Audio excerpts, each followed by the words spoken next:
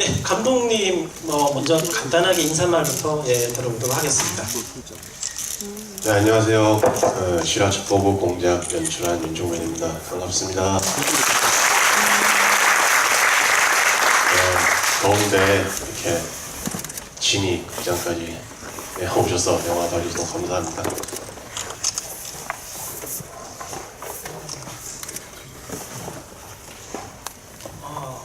오늘 GV는 제가 질문을 한 두세 가지 먼저 감독님께 드리고 관객분들의 질문을 받도록 하겠습니다. 네, 감독님 군도 이후 4년 만에 이제 연출자이신데요.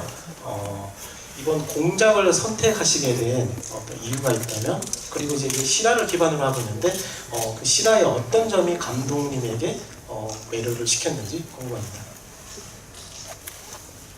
네, 일단 군도 끝나고 조감독, 이제 조감독 출신들 데뷔작을 제작하게 돼서 제작을 하면서 이제 다음 영화 아이템을 찾고 있는 중이었어요. 그래서 중앙정보부에 관해서 취재를 좀 하고 있다가 우연히 이제 금성이라는 스파이에 대한 기사를 봤었어요. 신동아 기사를 봤는데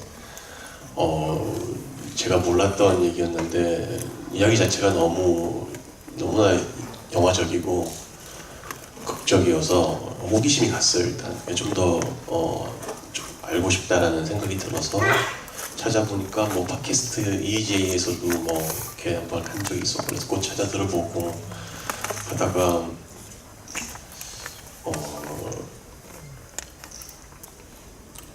이제 박재서 선생님한테 이제 영화를 만들고 싶다고 연락을 드리려고 했는데 이제 수감 중이라고 하시더라고요. 어떻게 됐든 이렇게 연락을 해서 영화를 만들게 됐는데, 일단 제일 흥미로웠던 지점은 저는 이 인물이 자기 의도와는 상관없이 한국의 어떤 현대사의 중요한 순간에 어떻게 개입하게 되는데 이 사람이 그걸 회피하거나 외면하거나 방관하지 않고 어떠한 선택을 했다는 것, 그 점이 좀 감동적이었습니다. 그래서 이거를 스파이의 정체성의 변화에 대한 영화로 한번 만들면 의미가 있을 것 같다는 생각이 들었고, 그래서 시작하게 됐습니다. 네, 감독님이 말씀하신 실화가 굉장히 영화적이다라는 말씀이 저도 이제 영화를 보고 나서 이제 느꼈는데, 실제로 이런 일이 일어났다니 정말 믿기지 않을 정도로 굉장히 좀 흥미진진했는데요. 감독님의 영화는 주로 어떤 집단에 대해서 어떤 이야기를 하셨는데요. 뭐 군대가 있고, 그리고 이제 호스트, 그리고 이제 뭐 조직 폭력배, 그리고 이제 의적에 대한 그런 어떤 집단 속에서 어떤 사람들의 이야기를 주로 하셨는데, 그런 집단 속에서 그런 어두운 일면들을 내면을 그리고 내시고 있는데, 그렇게 집단에 대해서 계속 줄곧 영화 작업을 하시는 이유가 있다면 어떤 것이 있을까요?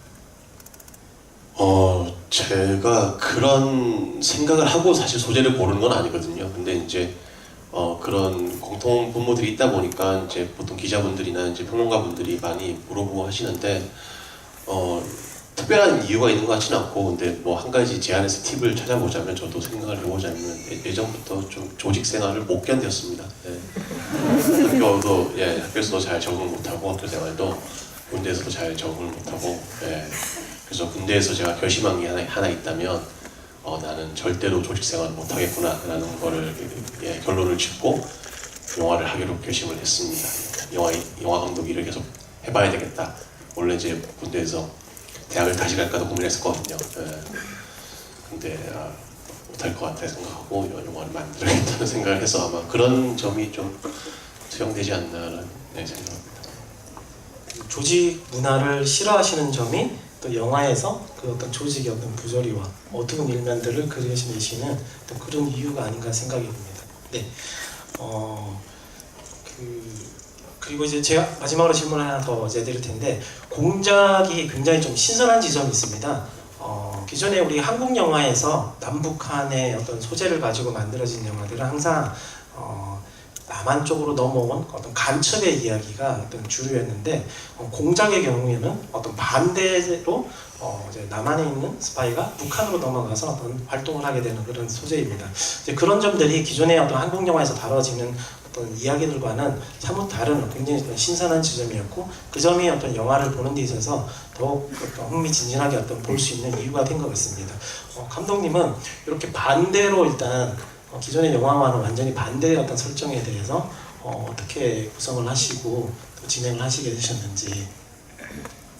뭐 그걸 의식하고 한 건 아니고요. 이제 실화 자체가 북한으로 간 스파이 얘기니까 이제 그렇게 하게 됐는데 뭐 좀 여담 이게 상관없는 얘기일 수 있는데 처음에 이제 안지덕 대표랑 이 아이템 얘기하면서 얘기하니까 안지덕 대표가 야 이거 해보자 돈도 그렇게 아주 많이 안 들고 재밌는 영화 될 수 있을 것 같아 했는데 이게 준비를 하다 보니까 돈이 어마무지하게 드는 거예요. 그래서 내가 중간에 많이 놀렸습니다. 아 돈 많이 안 든다면서요 했는데 왜냐면 북한을 이제 제어를 하다 보니까 미술비라든지 이제 해외 촬영도 생기고 중국 이제 베이징이 이 영화의 메인 이제 장소 중에 하나인데 그러다 보니 이제 애초에 의도와는 다르게 돈이 굉장히 많이 들어가게 됐습니다. 그래서 네, 뭐 이게 사실 질문에 맞는 답인지 모르겠는데 아무튼 네. 질문을 좀 바꿔서 말씀하셨듯이 그런 어떤 북한에 대한 묘사, 어떤 베이징에 대한 묘사들이 어떤 영화의 어떤 제작비를 올라가는데 좀 이제 이유가 되었는데 저희가 이제 관객 입장에서 영화를 볼 때는 북한의 어떤 모습이 이렇게 영화에서 한국 영화에서 많이 다뤄진 적이 있었나 싶을 정도로 굉장히 이제 비중 있게 나오고 있는데요.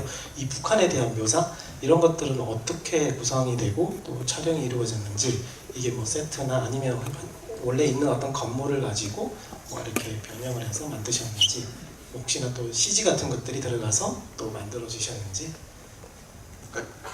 애초에 이제 뭐 다 아시다시피 저희가 북한에 들어서 촬영할 수가 없잖아요. 예, 그럴 수가 없어서 중국 쪽도 사전에 많이 이제 헌팅이나 이런 것들을 좀 작업을 했었고요. 근데 이제 결정적으로 뭐 예산 문제나 그때 당시 뭐 사드 여파라든지 중국 촬영을 포기하게 됐고 그래서 대만에서도 집 촬영을 했고 국내에서 뭐 강원도 이런 데서 오픈 세트를 짓기도 했고요. 실내도 세트도 많이 지었고 CG의 도움도 받았습니다. 이제 저희는 북한에 들어가서 촬영할 수 없지만 외국 팀은 북한에 평양에 들어갈 수 있거든요. 그래서 그 팀이 소스만 이렇게 찍어서 파는 팀들이 있어요. 해외 팀이. 그래서 그 소스를 사서 합성을 우리가 원하는 샷에 이제 합성을 하고 그런 작업들도 좀 했었고 그다음에 실제로 연변에서 연변이 평양을 사실 모델로 본따서 만든 도시입니다. 그래서 건축 양식이나 이런 것도 굉장히 비슷해서 연변 시내 소스도 또 저희가 구입을 해서 여러 가지 뭐 합성이라든지 뭐 그런 것도 진행을 했고 아무튼 돈이 많이 들었습니다.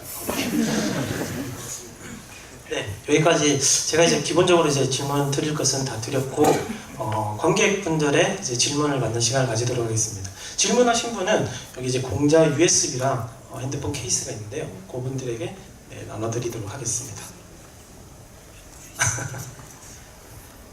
감독님 보시겠습니까? 이 중앙에 모자 쓰신 분, 흰 모자 쓰신 분.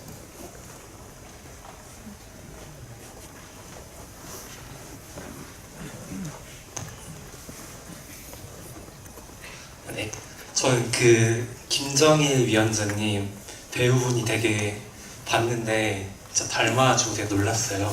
혹시 그 배우분을 캐스팅한 과정이나 뭐 그런 걸 비하인드를 조금 듣고 싶습니다. 뭐 영화 다 보셨으니까 아시겠지만 그 장면이 영화에서 굉장히 중요한 장면이잖아요. 어떻게 보면 영화의 터닝 포인트가 되는 장면인데 김정일 위원장이 김정일처럼 보이지 않으면 깨겠죠, 굉장히. 그래서 어떻게 똑같이 보여야 된다라는 생각이 있어서 이걸 CG로 할지 특수 분장으로 할지 뭐 여러 가지 논의를 해봤는데 CG로는 좀 쉽지 않다라는 결론을 얻었고 제가 그 옛날에 링컨이라는 영화를 봤었는데 특수분장의 퀄리티라든지 굉장히 좀 좋았던 걸로 기억해서 그 팀에 따로 연락을 했습니다. 그래서 우리가 이런 영화를 제작하고 있는데 당신 할 수 있겠냐 그랬더니 너무 하고 싶은데 스케줄이 안 된다 그래서 그쪽에서 다른 팀을 추천해 줬어요. 이 팀도 굉장히 잘한다. 내가 보증할 테니. 그래서 A팀을 섭외해서 김정일 위원장과 키가 비슷한 국내 배우 3명을 제가 그러니까 그 키가 비슷하면서 제가 좋아하는 연기를 하시는 분들을 후보를 리스트업을 해서 그쪽 팀에 넘겨서 자 어떤 사람이랑 하면 똑같이 할 수 있느냐라고 물어봤어요. 역으로. 그랬는데 그쪽 이제 특분팀에서 이 기주봉 선배님이 하면 비슷하게 할 수 있을 것 같아. 그래서 테스트를 두 번 했는데 3번 정도 했던 것 같아요. 예. 뉴욕이랑 그쪽 팀 한국에도 들어오고 해서 테스트를 많이 거쳤고 그래서 테스트 결과 이거 좀 어떻게 하다 보면 답이 나오겠다 라는 결론이 나와서 그렇게 밀어붙였고요. 같은 얘기인데 돈이 많이 들었습니다. 저도 굉장히 궁금한 것을 질문을 해주셨는데 처음 등장할 때 저는 김정일 위원장이 도대체 어떤 모습으로 등장할까? 감독님 말씀대로 전혀 다른 모습이라면 좀 영화에 대한 좀 이렇게 뭔가 좀 리얼함이 조금 깨질 것 같은 좀 불안함이 들었는데 실제 딱 등장을 했을 때 느낌은 와 이거 진짜 제대로구나라는 생각을 했습니다. 근데 그 분장이 그 정도 분장을 하려면 시간이 굉장히 많이 소요되는 건가요? 그게 일단은 처음에 기주봉 배우분이 뉴욕에 가서 똑같은 본을 떴고요. 여기 이제 위에 입힐 본을 뜨고 그 과정이 이제 굉장히 오랜 시간이 걸리고요. 그 만들어 놓은 본을 이제 현장에서는 입히고 떼고로 하는데 그게 한 6시간? 네, 6시간 정도 소요가 되고 촬영은 한 10시간 가까이 할 수 있어요. 10시간이 지나가면 이게 이제 그 점착력이 안 좋아져서 이제 뜨기 시작하거든요. 그래서 6시간 분장하시고 10시간 촬영하고 이렇게 했습니다. 네, 쉽지 않은 작업이라고 합니다. 예, 다음 질문 받겠습니다. 앞에 앉으신 여성분.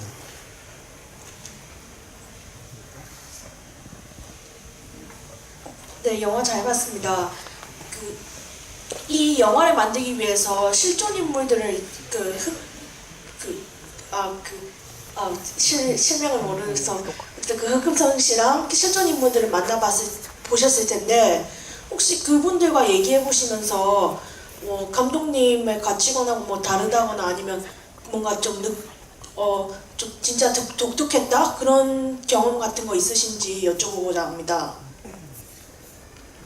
네, 당연히 만났고요. 네, 그 흑금성의 본명은 박재서입니다. 박재서 선생님 만나서 얘기도 들어보고 근데 실제로 대본 쓰기 전에 그 박 선생님께서 회고록을 본인이 이제 저한테 적어주셨어요.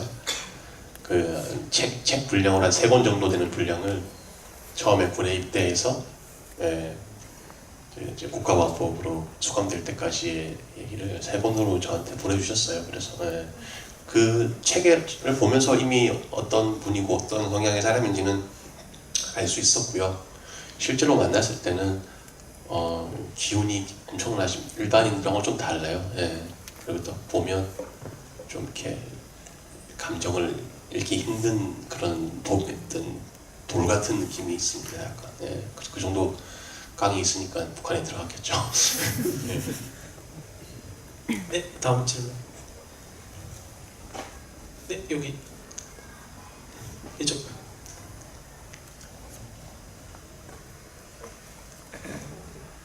하세요.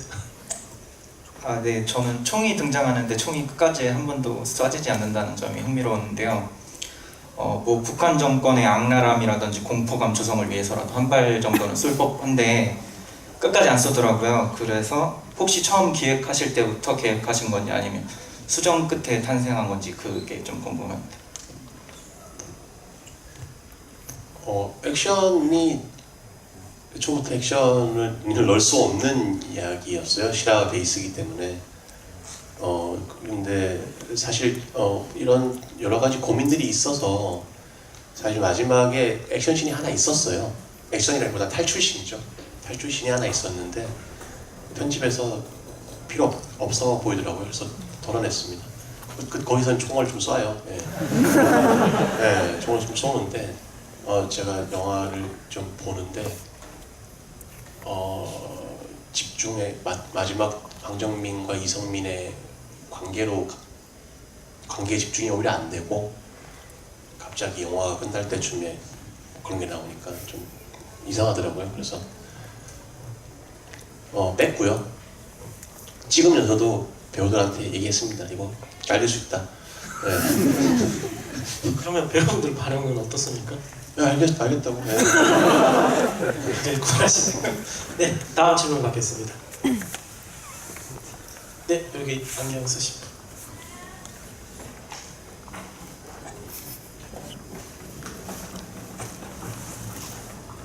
네. 영화 재밌게 잘 봤습니다. 요즘 들어서 좀 굵직굵직한 사건들이 많잖아요. 김우성 사건이라던가 박근혜라던가 그 실화 다루는 영화가 좀 많은데 좀 요즘 들어서 막 터진 사건들 중에서 이건 좀 영화 해보고 싶다 싶은 그런 사건 있나요? 최근에 터진 사건을 영화로 하고 싶다는 생각은 한 적은 없고요. 좀 비슷한 얘기지만 다른 얘기인데 최순실과 박근혜 얘기를 처음 들었을 때 너무 놀랐어요. 어떻게 이런 스토리를 이건 상상할 수가 없는 스토리여서 사이비 종교단체의 그 수장과 한나라의 대통령 그리고 그 승마 호스트바 야 이거는 진짜 인간의 머리로는 상상할 수 없는 얘기다라는 생각에서 정말 좀 반성을 많이 했습니다. 우리가 좀 더 창의적으로 이야기를 생각할 필요가 있다. 우리가 너무 관성에 젖어 있지 않나. 네, 그런 현실은 정말 무섭구나 그런 생각을 했었습니다. 네, 다음 질문 받겠습니다. 예, 여기 안경 쓰신 분. 영화 재밌게 잘 봤고요. 이건 조금 이상한 질문일 수 있는데 이게 보면은 사람들이 다 북한하고 그러니까 어떻게 보면 알고 있다거나 얘기들이 막 오갔던 거였는데 그게 실제였다라는 걸 얘기해주는 영화잖아요. 뭐 북한하고 다 네트워크 있고 막 이런 얘기들을 하잖아요. 근데 거기 중간에 보면 이제 그런 식으로 안기부에서 김대중이라든지 이런 거에서 만들어져 가지고 아직까지도 그런 거를 그대로 믿고 있는 사람들이 분명 있을 거란 말이에요. 아까 보면서 그런 사람이 이 영화를 봤을 때 일반적으로는 저게 진짜였단 말이야 이런 식으로 이렇게 조절을 해가면서 볼 텐데 철떡같이 믿고 있는 사람이 봤을 때 되게 충격이 장난이 아니거나 심지어는 약간 저 내용이 그러니까 보면서도 안 믿을 수 있는 그런 사람도 있을 거란 말이에요. 그런 부분에서 혹시 생각을 했거나 그런 게 있으신지 궁금하거든요. 이거는 좀 물론 질문에 올바른 답인지는 모르겠는데 이 회고록이나 이런 자료들을 보면 이게 굉장히 오랜 시간 동안 이루어진 공작이거든요. 그러니까 김대중 대통령이 뭐 공산주의자다라는 거는 박정희 정권 때 시절부터 이제 이루어진 어떤 세뇌에 가까운 거기 때문에 심지어 김대중 측근들 중에 한 명도 정말 그런 거 아닌가라고 생각을 했었대요. 네, 그러니까 이게 너무나 오랜 기간 이렇게 하는 거라서 저는 경상도 사람인데 저도 어릴 때 그렇게 알고 있었어요. 네, 고등학교 때까지. 저는 대학 와서 지금 놀랐습니다. 좀 그런 것들이. 예. 그런 사람이 아니시기 때문에 지금 이 동작을 봤을 때 모르겠어요. 저 어떻게 받았는지. 그거는 제가 예측을 못하겠네요. 뭐 화를 내실 분도 있으실 것 같고 뭐 보고 나서 이게 이런 게 조작된 거구나 이렇게 느끼시는 분도 그냥 각색일 것 같아요. 왜냐면 진짜 저는 항상 영화를 5번째 만드는데도 관객의 반응은 예측할 수가 없는 것 같아요. 제가 모르겠습니다. 아직까지도. 네. 네, 다음 질문 받겠습니다. 저기 뒤쪽에 네. 여자분. 네.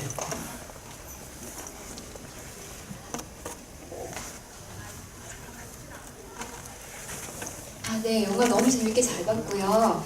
그 사실 그 실화 첫 보급 이렇게 TV가 나와 있어서 되게 진지할 거라고 생각을 했거든요. 사실 오프닝도 거의 실제 영상 같은 거를 위주로 많이 쓰셨고, 근데 영화를 보고 놀란 게 너무 재밌는 거예요. 재밌는 포인트들이 상당히 많더라고요. 그래서 뭔가 재미와 진지함, 그리고 뭔가 속보 영화 같은 스릴감이랑 그다음에 마지막에 감동까지 여기 종합 선물 세트 같은 느낌을 받았는데, 그런 것들 중에서 사실 어떤 포인트에 감정선을 좀 이제 중점적으로 생각을 하신 건지, 관객들이 어떤 메시지를 받기를 원하셨는지, 그런 것들 부분이 궁금합니다.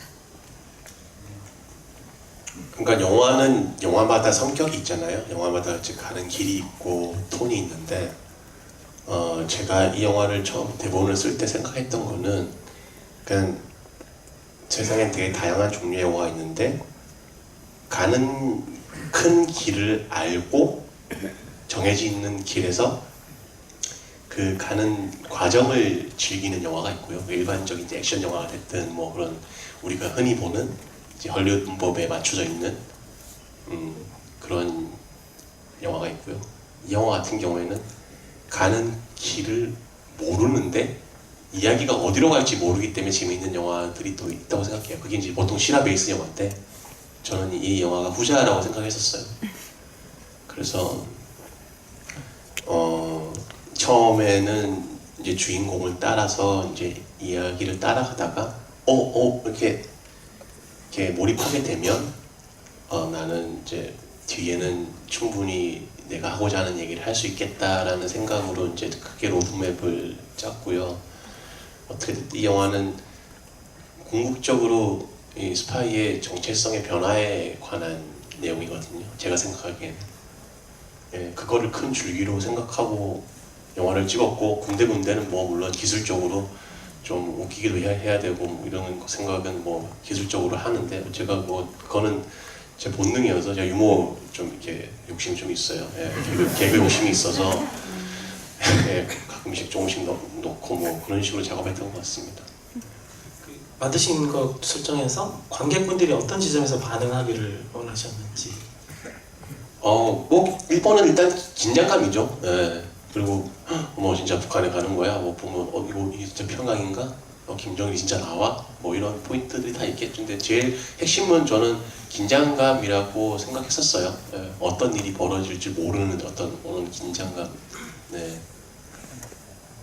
관객분들이 어떤 반응을 하실지 잘 모르신다고 하셨는데, 충분히 긴장을 일단 염두에 두셨고 또 관객분들이 그렇게 느끼셨던 것 같습니다. 네, 다음 질문하실 분. 네, 여기 모자 쓰신 분. 네, 아무래도 이게 사실이다 보니까 그런 부분에서 좀 더 질문을 드리고 싶은데요. 이게 이제 아까 그 영화에서도 나오지만 미디어 조작되는 부분도 나오잖아요. 그 말한 부분에서 신문을 바로 터뜨리면서 그게 이제 국민들이 다 실화로 믿고 그렇게 됐는데, 솔직히 지금 또 인터넷 미디어부터 시작해서 그 확인되지 않는 기사들도 많이 뿌려지고 있고, 또 저희가 그런 부분들이 많이 받아들이고 있잖아요.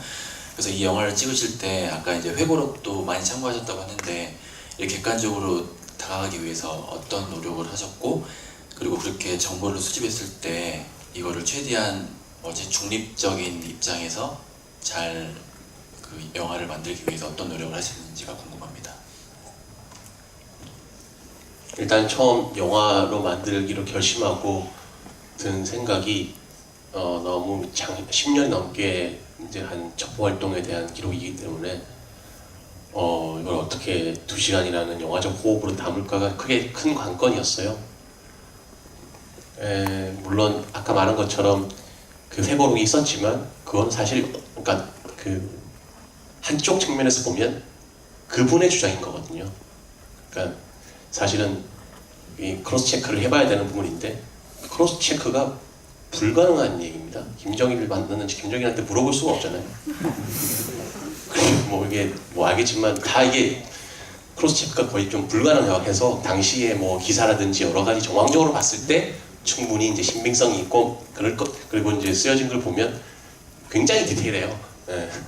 그래서 저는 그냥 뭐 그렇게 생각했고, 영화로 만들 때 이거 뭐 그거는 저는 애초부터 이게 2시간 안에 들어가려면 이 팩트에 대한 집착은 버려야겠다는 생각을 했습니다. 어차피 인물들을 압축하고 합치고 하는 과정에서 이미 이건 사실이 아닌 거거든요. 팩션인 거거든요.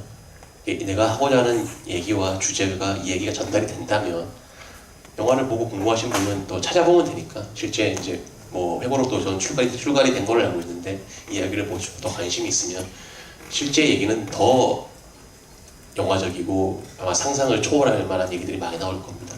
네, 저는 이제 근데 그런 것 팩트보다는 영화적 내적 논리로 저는 접근을 했기 때문에 예, 그런 것들은 좀 예, 후순위로 생각했던 것 같습니다. 제가 질문 하나 드리고 넘어가도록 하겠습니다. 조금 뻘 질문일 수도 있는데 극 중에서 이제 그 완전히 변해야 된다는 어떤 가정하에 이제 영화를 보게 되는데 장현수 감독님이 게임의 법칙의 장면이 나오더라고요. 근데 거기서 보면 이경영이 굉장히 이제 좀 유들유들한 사기꾼 캐릭터가 화면에 나오는데 이게 저 캐릭터를 보고 지금 뭔가 변신을 해야 된다는 것인가? 저는 이렇게 생각했는데 그 영화의 장면을 어떤 쓰신 이유가 있다면 어떤 게 있을까요? 제가 첩보 영화를 봤을 때 드는 제일 많은 생각이 첩보원들이 너무 스파이처럼 행동을 해요. 누가 봐도 멋지게. 그래서 아니 스파이면 스파이를 안 들키는 게 핵심인데 우리도 마피아 게임을 하면 마피아가 아닌 척 해야 되잖아요. 근데 너무 영화에서 스파이들이 다 모습들이 있어가지고 저는 그런 생각을 했었어요. 그래서 이 사람이 사업가로 위장을 해야 되는데 어떤 사업가로 위장을 캐릭터를 잡아야 상대 쪽에서 얘는 스파이가 아니야 라는 그런 애가 아니야 라고 생각할까 해봤을 때는 그거는 좀 제가 생각할 때는 좀 가볍고 좀 아저씨 같고 뭐 경상도 특유의 아재라고 나가지고 하는데 경상도 아재 같은 이런 약간 막무가내식 아저씨 같은 느낌으로 제가 설정을 했거든요.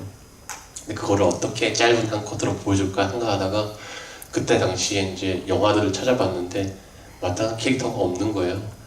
그래서 게임의 법칙의 그 이경영 캐릭터가 생각이 나서 그 장면을 넣었습니다. 개인적으로도 좋아하시는 영화이시죠? 네, 좋아합니다. 네. 그 캐릭터도 되게 좋아합니다. 이경영 선배 그 캐릭터. 그 영화를 제가 워낙 좋아해서 혹시 안 보셨다면 꼭 한번 찾아보시길 바랍니다. 정말 끝내주는 영화입니다. 네, 다음 질문 받겠습니다. 네, 여기 손 드시는 분.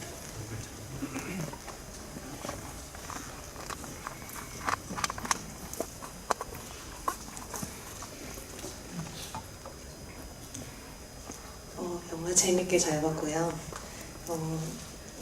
되게 궁금한 게 많은데 몇 개까지 들을 수 있는 건가요? 하나만 해주시면. 그러면 그 밀레니엄 호텔에서 남북 측 인사들이 만나가지고 대화를 나눌 때 슈베르트의 마음이 나오잖아요. 그거를 특별히 넣으신 이유가 있는지 궁금합니다. 콘티 작업할 때 그 마왕이 생각이 났어요. 그냥 이걸 넣으면 잘 어울릴 것 같다라는 생각이 들어서 촬영 감독님이랑 콘티 작가한테 들려줬는데 좋다고 하더라고요. 그래서 이거를 써야겠다 생각하고 있다가 후반에 이제 촬영할 때 넣어봤는데 가이드로 잘 어울리더라고요. 그래서 썼습니다. 특별한 이유는 없습니다. 그는 제가 좋아하는 노래예요. 다음 질문 받겠습니다. 네, 여기 중간에 앉으십니다. 근데 감독분들이 간혹 이렇게 말씀을 하실 때 뭔가 이제 굉장히 의미가 있어서 이렇게 쓰신 것 같았는데 말씀하신 거 들어보면 그냥 좋아해서 썼어라고 했는데 또 그게 또 영화에서는 굉장히 또 잘 묻어나오고 이런 걸 보면 역시 좀 타고나야 되는 것 같습니다. 네, 질문. 예, 기대보다 너무 좋은 영화 만들어 주셔서 감사하고요. 예, 지금 이 제작 당시 시기가 아마 새누리당 한나라당 시절인 것 같은데 그 정치인들이 보기에는 이게 영화지만 상당히 불편한 얘기일 수가 있거든요. 혹시 제작하시면서 그 정권 하에 그 치부를 드러내는 이야기를 하시는 건데에 대해서 좀 부담감은 없으셨는지, 혹시나 뭐 영화 제작하시면서 요즘 핫한 기무사나 뭐 그쪽에서 연락은 뭐 특별하게 받으신 게 없으신지 좀 궁금하네요. 지금 국정원이 굉장히 이 영화에 관심을 보이고 있다는 얘기를 들었습니다. 네. 그건 들어갔고 그리고 사실 이 영화 처음 시작할 때 이제 박근혜 정권 시절이었는데 이제 3년 전이니까 처음 이 영화를 하겠다고 하니 주위에서 많이 좀 걱정을 많이 하더라고. 괜찮겠냐. 왜냐면 그때 영화계에서 사실 블랙리스트는 공공연한 사실로 다 알고 있었거든요. 예. 괜찮겠냐 그러길래 뭐 정권이 뭐 5년을 가겠어 7년을 가서 2년 뒤에서 선거인데 뭐 하다 보면 되겠지 뭐 이런 마음으로 사실 했는데 걱정은 됐어요. 걱정이 돼서 원래 제목이 이제 007이라는 영화의 제목은 007이잖아요. 원래 이 영화 제목도 흑금성으로 하려고 했었어요.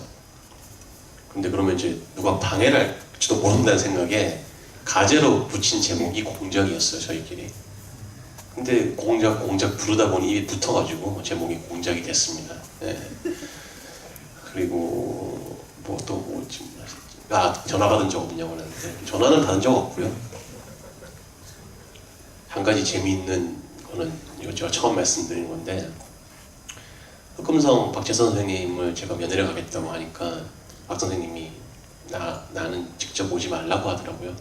영화 감독이 가거나 유명한 사람이 가면 국정원에 보고가 들어가기 때문에 오지 말고 영화사 직원을 보내라고 하더라고요. 그래서 저희 회사 대표가 갔었어요. 면회를 금요일날 가고 토요일, 일요일 대표랑 통화를 하는데 계속 전화가 지직 하더라고요. 끊겨요 계속. 그래서 난 전화기가 안 좋은 줄 알고 했는데 월요일날 제 방에 사무실에서 출근을 했는데 벽에 멸종이 걸려있던 환풍기가 떨어져 있어요. 소파 위에. 근데 이게 정상적으로 떨어지면 이게 깨져야 되는데 높이가 꽤 높거든요. 너무 얌전하게 소파 위에 올려져 있어요. 그래서 이게 뭐지? 너무 이게 이상해가지고 설마 아니겠지? 뭐 이래서 생각해서 그 흑금성 따님이랑 이 얘기를 좀 했었거든요. 이런 일이 있었다 이랬더니 자기 집에 도청하러 많이 들어왔다고 자기. 그래서 문 안 잠그고 그래가지고 그래서 제가 추측하기에는 도청을 하러 들어왔다가 떨어져서 이게 겁이 나서 그냥 나간 게 아닌가 그런 생각도 해봤습니다. 전화를 받은 적은 없습니다. 전화를 받는 게 더 뭔가 심리적인 안정감이 더 있거든요. 네, 다음 질문 받겠습니다. 예, 티셔츠, 빨간 티셔츠.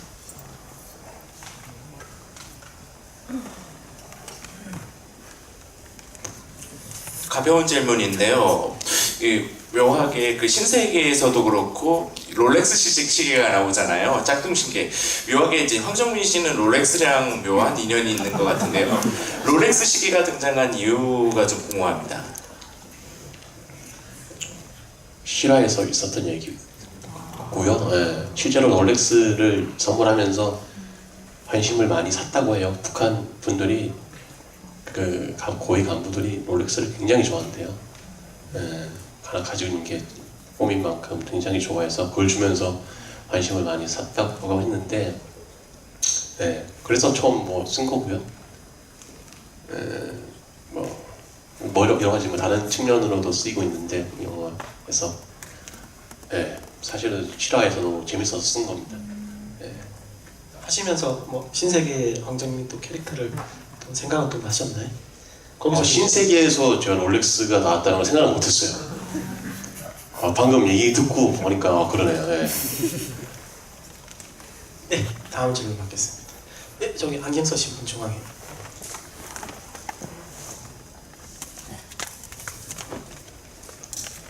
이 영화는 시나리오나 연출도 물론 훌륭하지만 영화 보는 내내 배우들의 연기력에 너무 감탄하면서 봤는데요. 처음에 캐스팅 과정에서 어떤 기준이 있으셨는지 아니면 캐스팅 과정에서 있었던 재밌는 에피소드가 있으면 좀 듣고 싶습니다. 그 흑금성 얘기하기로 결심하고 대본 쓰면서 흑금성 역으로 황정민 선배를 생각하고 썼어요. 처음에 썼고 그 이유는 어떻게 됐던 나는 이 인물이 군인의 우직함과 투박함이 꼭 필요하다고 생각했어요. 그래서 이렇게 능글맞거나 혹은 너무 좀 이렇게 많이 인텔리처럼 보이거나 이러면 이 얘기가 성립할 수 없다라고 봤거든요. 예, 그래서 본인의 우직함과 강직함이 있어야 했고, 그리고 관객들이 영화를 보면서 이 인물이 어떤 선택을 할까에 대한 궁금증이 있을 때 성과 악의 얼굴이 공존하는 얼굴이 있으면 좋겠는데, 그게 딱 정민 선배밖에 생각이 안 들더라고요. 그 나이 때 배우 중에. 그랬었고, 리병훈 같은 역은 제가 생각했을 때 어떻게든 이 1시간 반까지는 이 사람의 애티튜드가 들키면 안 되잖아요. 그런데 결국에는 어떻게든 인간미가 나중에 보여야 되고, 그래서 제가 생각했던 거는 표현하지 않아도 인간미가 느껴지는 배우였어요. 굳이. 근데 이성민 선배가 그런 분이시거든요. 물론 연기도 너무 잘하시지만 굳이 이렇게 보여주지 않아도 너무 인간적인 게 느껴지는 사람이어서 저도 좀 저격이라고 생각했고, 학성역 같은 경우에는 설명은 없지만 그냥 딱 나왔을 때 군인 혹은 무관처럼 느껴졌으면 좋았겠다 생각했었어요. 예, 뭔가 좀 압도적인 그 뭐랄까 풍채라든지 존재감 이런 것들이 이 사람은 누가 봐도 군인 출신이구나, 무관이구나 이런 게 느껴졌으면 좋겠다고 생각했고, 금성이랑 얘기할 때 도저히 뭐 한치의 여지가 없어 보였으면 좋겠어요. 그러니까 금성이 초반에 얘기할 때 이 사람의 얘기를 거절을 못하겠구나 이런 게 느껴지는 만큼 좀 단단한 사람이었으면 좋겠다는 생각했었고, 그게 저한테는 조진웅 씨였고, 지훈이가 이제 주지훈 같은 경우가 제일 마지막에 캐스팅됐는데 이 3명을 하고 나니까 또 아재를 하나 끼우려고 하니까 야 이거는 너무 아직한다. 그래서 채소가 하나 필요한데, 이 육식동물 사이에 채소가 하나 필요한데 누가 있을까 생각을 해봤는데, 또 이 배우들과 붙어서 존재감이 밀리지 않으면서 젊은 배우는 거의 없어요. 네. 어떻게든 황정민을 계속 좋아해야 되고 의심해야 되고, 그러니까 존재감에서 밀리지 않아야 되는데 주지훈 정도밖에 없더라고요. 그래서 지훈이한테 처음 네 번째 역할인데 좀 작은데 그냥 잠깐 너희를 두고 해보자 했더니 또 지훈이도 오케이 좀 상관없어요 이러면서 하게 됐습니다. 다음 질문 받겠습니다. 네, 저기 끝에. 예.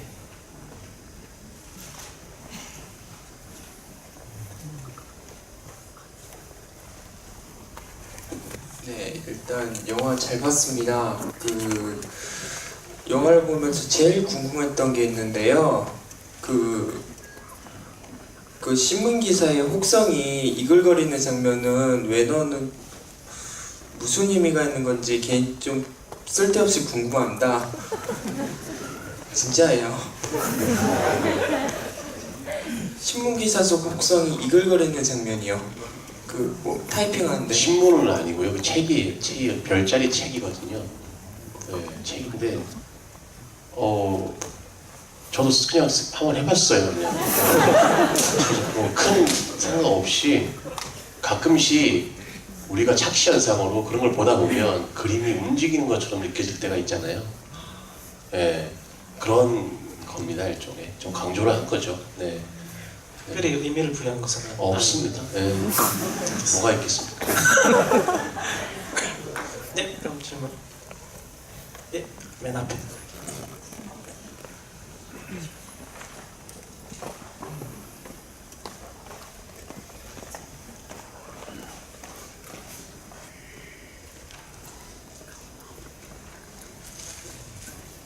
예, 영화 너무 잘 봤고요. 영화가 사실적으로 느껴지는 데 있어서 그 문화어라고 그러나요? 그 북한 쪽 인물들이 말하는 대사 같은 게 다른 영화에 비해서 대사량도 굉장히 많고요. 그런 거를 감독님께서 직접 이렇게 디렉팅을 시나리오나 그쪽부터 주셨는지 아니면은 배우들이 직접 이렇게 준비를 해온 건지, 그게 굉장히 영화에서 중요한 부분이라고 생각해요. 저희가 처음 배우들하고 합의했던 건요, 북한 사투리를 똑같이 모사하지 말자가 핵심이었습니다. 대사량이 워낙 많다 보니까 1번 전달에 초점을 두자. 그 다음에 2번이 전달이 되는 선에서 할 수 있으면 알아서 해라, 적당히. 그냥. 그런데 핵심은 전달이다. 일단 우리나라 사람들이 들었을 때 제가 가끔 저도 북한 관련 영화를 보다 보면 너무 좀 귀가 피곤할 때가 많거든요. 안 들려서 무슨 말을 하는지.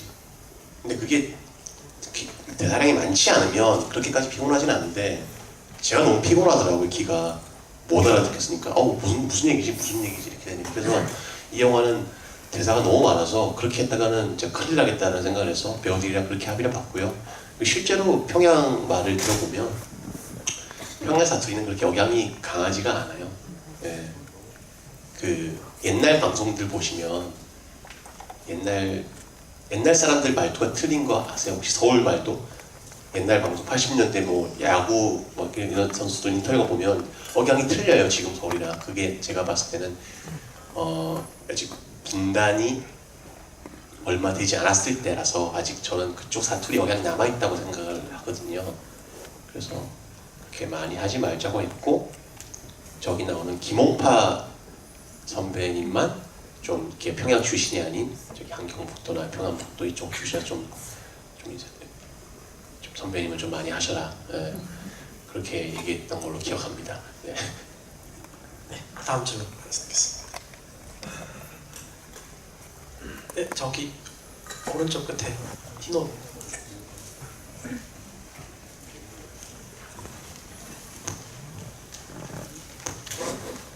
네, 일단 영화 잘 봤고요.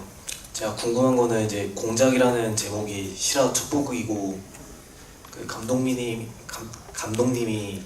그 영화를 만드시기 전에 그 흑금성이랑 연락을 했었고 그 회고록도 읽어보셨고, 그래서 제가 궁금한 거는 이제 회고록에 이제 북한 그런 이제 북한 사람들을 속이기 위해서 그런 트릭이나 그런 행동 같은 걸 있었을 텐데 영화 장면에서도 그 북한 사람들이 얘기하는 것을 듣기 위해서 이제 그 천장에다가 이제 줄을 연결하고 그리고 그 팩스에다가 이상한 전선을 넣었었는데 실제 그 흑금성이 했었던 그런 트릭 같은 거를 모티브로 했었던 게 있었다면은 그게 무엇이었는지 질문을 드립니다. 극 중에 이제 나오는 것들이 어느 정도 실제로 이제 있었던 것인지 그런 질문이시죠? 네.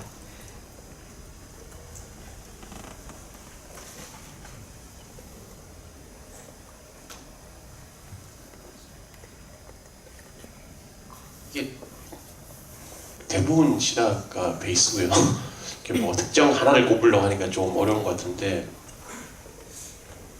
그 골동품 얘기부터 그 롤렉스 외 그 양약 그것도 실화에서 있었던 얘기고요. 롤렉스도 실화에 있었던 얘기고, 어떤 텍스 도청 그거는 영화적인 각색입니다. 왜냐하면 이 얘기를 실제로는 그냥 전에 들었어요, 북한에서.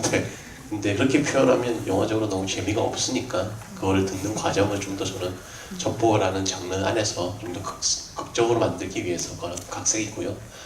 실제로 첩보원이 뭐 도청 기계를 설치하고 그러진 않습니다. 왜냐하면 너무 위험하기 때문에. 그러다 들키면 이게 다 끝나는 거라서 그런 행동을 하지 않고, 그런 것들은, 그리고 보통은 실제로는 녹음기를 직접 가져가지 않고요. 굉장히 작은 뭐 이렇게 단추 같은 거에 그걸 부착해서 뭐 조선족 그 1km 근방에 있는 조선족 뭐 식당 종업원이나 이런 사람들을 섭외해서 부탁을 해서 그런 식으로 도청을 한다고 합니다. 네, 영화적인 극성입니다. 그리고 양말에 녹음기를 끼우는 것도 영화적인. 그냥 영화적인 그냥 설정입니다. 네. 네. 다음 질문 받겠습니다. 네.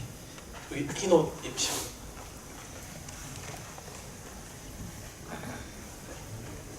영화 잘 봤고요. 영화에서 그 실제 사람이 이야기한 회고록이나 그런 것들을 들으면서 이 영화에서 표현하고자 했지만 나중에 편집한 것이 좀 더 있는지 궁금합니다. 제가 그 좋아했던 에피소드 중에 하나가 있었는데요. 영화에서 결국 편집됐는데 주지훈이 냈던 정 과장이 마지막에 이제 연변에 들어가는 조건을 하나 거는 게 있어요. 그 평양에 애를 하나 낳아라. 그러면 내가 너를 믿고 전폭적으로 지원해주겠다. 예, 그런 제안을 해요. 그래서 그 어떤 그 여자를 이렇게 붙여서 오늘 동침을 하고 애를 낳아라 하는데 그거를 어떻게 이제 어떻게 넘어가느냐는 장면이 있는데 실제 에피소드도 너무 충격적이었고 근데 그걸 또 극복하는 방식이 너무 재밌더라고요. 근데 영화를 찍었는데 편집당했고 좀 개인적으로 아쉽게 생각합니다. 당했고가 아니고 편집을 하신 거죠. 그 장면은 당한 거죠. 제가 했지만. 네. 네, 다음 질문 받겠습니다.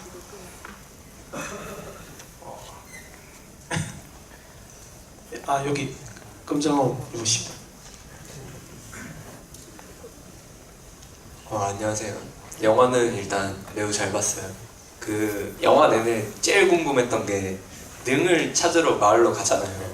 그 시체산이 진짜 실제로 있었던 일인지 궁금하기도 하고 이게 실화잖아요. 그 능을 진짜로 찾았는지도 궁금하긴 해요. 그 능이 못 찾았으면 그 일이 조금 틀어지기도 하잖아요. 근데 자연스럽게 넘어가가지고 좀 그게 궁금합니다. 능 관련한 얘기도 실하고요. 능을 찾아서 출고한다는 명분으로 이렇게 한 것도 사실이고 그 시체산이 아니고 이제 쓰레기 더미에 시체가 있는 건데 그 당시에 북한이 고난의 행군이라고 이제 굉장히 경제적으로 힘들 시기였어요. 100만 명 이상이 진짜 배고픔으로 죽어가던 시기여서 그 장면이 강렬하고 이펙트가 있어야 나중에 리명훈의 진심이라고 해야 되나? 그 사람의 근심을 관객들이 이해할 수가 있겠다 싶어서 좀 최대한 잘 묘사하려고 노력을 했던 것 같습니다. 네, 다음 질문 받겠습니다. 네, 이쪽에 앉으시고. 영화 되게 잘 봤습니다. 그 영화에서 리명훈하고 박석영의 관계가 굉장히 좀 인상 깊게 느껴졌는데요. 나중에 이제 리명훈이 인간적인 면모를 보이고 이제 영화 마지막에서는 되게 굉장히 감동스러운 재회를 하는 부분까지 좀 재미있게 봤는데 아까 말씀하셨던 것 같이 좀 실화에 대부분 기초를 한 건지 아니면 이것도 영화적인 각색이 많이 들어간 부분인지 궁금합니다. 일단 두 명의 우정은 실하고요. 굉장히 친밀해져서 가족끼리도 친하고 서로 딸이랑 서로 아들끼리도 아는 정도로 굉장히 친밀한 관계가 됐고요. 해고록에서 너무 좀 재밌었던 부분이 둘이 같이 이제 베이징에서 한 방에서 잘 때가 있었는데 리명훈이 자다가 깨서 이렇게 막 울면서 북한의 미래와 북한 거에 대해서 그 격정을 토로하는 날이 있었대요. 북한은 내려가다가 큰일 났다, 다 죽는다, 굶어 죽는다 이러면서 그런 얘기를 했던 게 굉장히 인상적이었고 영화적으로 각색을 한 거는 리명훈이 그 처음에 금성이랑 만나고 했을 때 이제 서로 경계하잖아요. 그런 부분에 좀 더 이렇게 긴장감을 주기 위한 정도였던 것 같습니다. 네. 네, 이제 마지막 질문 받겠습니다. 네, 저기 여성분.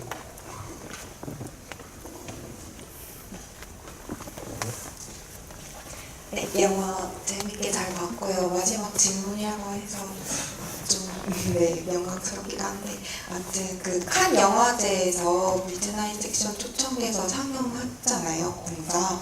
그 제가 기사에서 읽어보기로는 그 이제 현지에서는 이 영화를 실화라고 보고 되게 충격을 많이 받았다라는 그런 기사를 읽었었는데 혹시 상영하고 나서 이제 반응이 어땠는지 이제 실시간으로 들을 수 있는. 네, 궁금해요. 감독님이 느끼셨던 반응은 어떠셨는지. 일단 제가 그때 상영할 때 컨디션이 너무 안 좋았어요. 왜냐면 전날 와가지고 잠도 거의 못 자고 1시간, 그러니까 비행기 10몇 시간 타고 와서 1시간 자고 밤을 홀딱 새고 상영을 해가지고 좀 멍했어요. 뭔가 이렇게 세상에 내가 있는 기분이 아니고. 그래서 이제 그날 스크리닝 하고 이제 데일로 올라오는, 저도 인터넷 리뷰 보고 알았어요. 네. 그래서 뭐 저도 뭐 누가 나한테 와가지고 영화가 이렇다더라 알려주는 게 아니어서. 그리고 제가 영어를 잘 못해요. 네, 영어를 잘 못해서 뭐 이렇게 깐 집행위원장이 나한테 막 뭐라고 그때 했었는데 저는 뒤에 누가 얘기해줘서 알았어요. 그게 그 얘기인지. 그래서 이렇게 했었고, 뭐 아마 여러분들이 본 거랑 저랑 본 거랑 비슷할 거예요. 아마. 예.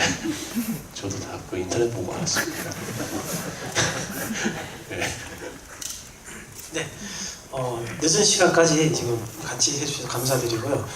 공작은 이제 한국 영화에서 뭐 흔치 않게 나오는 이제 어떤 첩보 스릴러물이고, 또 기존 영화들과는 좀 다르게 굉장히 또 차갑고 냉혹하고 또 그리고 이제 어떤 휴머니즘 살아있는 어떤 그런 또 따뜻한 어떤 기류가 흐르는 어떤 그런 결말로 가는 영화인데, 또 오늘 영화를 보신 분이 또 좋게 보신 분들은 또 공작에 대한 많은 이야기를 또 나눠주시고요.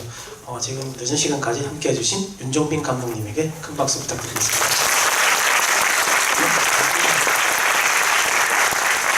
네, 늦은 시간까지 함께 해주셔서 감사하고요. 그 윤종빈은 영화의 신이신 분 사실은 아니지만 굉장히 감사합니다. 좋은 일 많으시 받으시고. 일단 감사합니다. 만약에 좀 좋게 보셨으면 뭐 SNS, 뭐 싸이월드, 얄러브스쿨 좀 올려주시면 감사하겠습니다. 네, 감사합니다.